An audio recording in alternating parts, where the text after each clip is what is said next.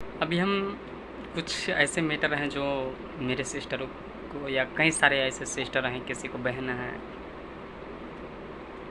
उसके साथ हुआ है। देखो, दहेज प्रथा जो है मुझे नहीं लगता है बंद होने वाला है। बंद हो चुका है लेकिन अभी भी बंद नहीं हुआ है पूरी तरह से। अब देखो क्यों, क्योंकि अगर दहेज देना बंद करेगा तो लड़के जो हैं लड़की की यहाँ शादी नहीं करेगा, कुमारी रह जाएगा। लड़की को जो है कुमारी रखना सही बात है भी नहीं, कि उनकी लड़के में जो हार्मोन डिप्लेमेंट ज़्यादा होता है लड़के से कहीं अधिक। तो इसका मतलब ये है कि लड़के की तरफ अट्रैक्शन ज़्यादा होता है, तो वो किसी भी लड़के की तरफ अट्रैक्शन हो सकता है। और ये मम्मी पापा के लिए और भाई के लिए बहुत गर्व और गंभीर की बात है। तो गंभीरता से लेना पड़ता है इन बातों को, जो है जल्दी बेटी को शादी हो जाए और अपने घर चला जाए, क्योंकि ज़्यादा दिन रखना भी सही नहीं होता है। इसीलिए कुछ कुछ प्रॉब्लम होता है जो आप सभी मुझे लगता है जानते होंगे।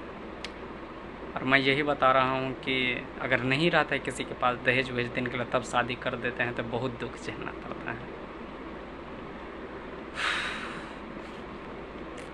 ये दुख जो है ना बहुत कठिन होता है। अगर किसी का घर जाता है तो दहेज के कारण बहुत दुख देते हैं, कि हर दिन ताने देते हैं, हर दिन सुनाते हैं सासू लोग वहाँ का, कुछ कहते हैं। दूसरे के यहाँ आता है, उसको नहीं दिया रहता है तो सुनाते हैं आके घर पर। बहुत पीड़ा सहते हैं वो लड़की। ये मेरी जो जितनी बात आपको कहने में आसान लग रहा है, उतना सहने में बहुत मुश्किल लगता है। इसके कारण कई जो हैं मार ही देते हैं, दहेज के कारण मर्डर कर देते हैं। कई सारे ऐसे मुद्दे फंसा करके उसको हटवा देते हैं। दहेज ऐसे ख़राब है।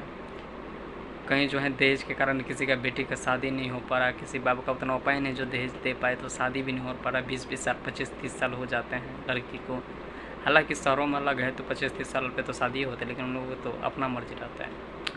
लेकिन गांव घर में जो है उतना में सही नहीं रहता। 18 या 15 बहुत हो जाता है, 15, 16, 17।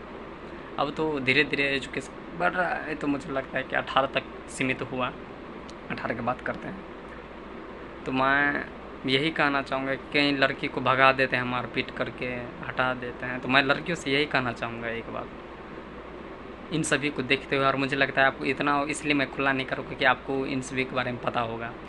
तो मैं यही कहना चाहूँगा कि लड़कियों, आप सभी भी आत्मनिर्भर बनो, पढ़ो लिखो, प्राइवेट जॉब करो या सरकारी जॉब करो, उसके बाद आप शादी करो।